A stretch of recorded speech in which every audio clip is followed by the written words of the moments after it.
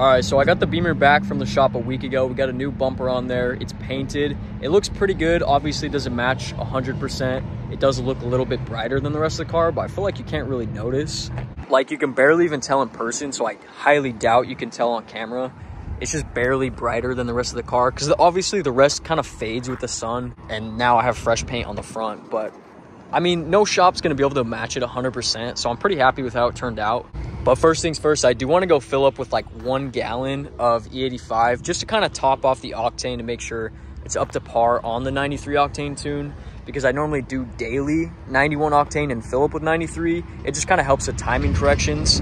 But whenever I do want to run 93 octane, I just fill up with 93 and then like a gallon or a gallon and a half of E85. And I typically don't really get any corrections.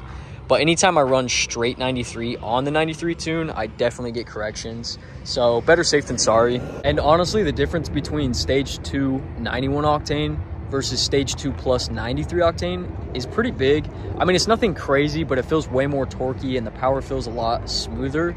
So I'll show you guys that today.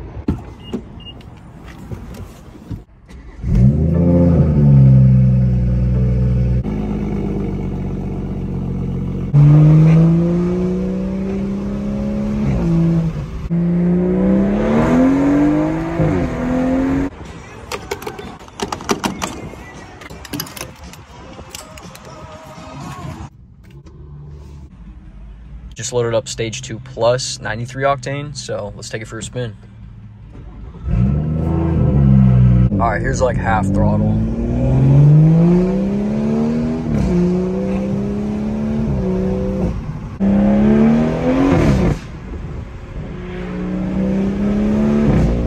All right, so here's a first gear pull. I'll probably just spin, but here goes nothing.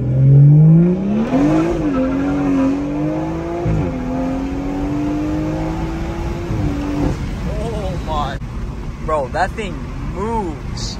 I've been on stage 2 91 octane for like 2 weeks now, and that, I mean, it's a small difference, but the power delivery is so much better on stage 2 plus 93. If you still have pops on, turn them off at least once just so you can hear how good your turbo sounds.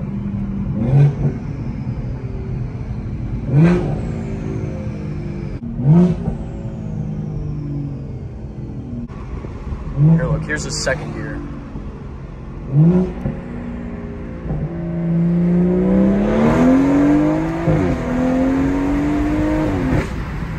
As soon as you go stage 2, I mean, honestly, even stage 1 in stock was like super addicting, but like, I feel like you never get used to the power on stage 2 plus. It's nothing crazy, don't get me wrong. It's not like it's 1,000 horsepower, but it's fast enough to where it surprises you every time, and it's just fun. It's so addicting.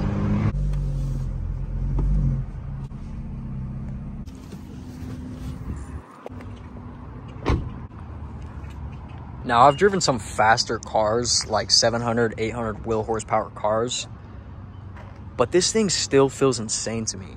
Stage 2 plus is a blast, and E40 is on a whole different level, so you guys will have to wait for that video, but I'm telling you, even for just being stage 2 plus, the power never gets old. Like, a lot of cars, I feel like you get used to the power and it feels slow.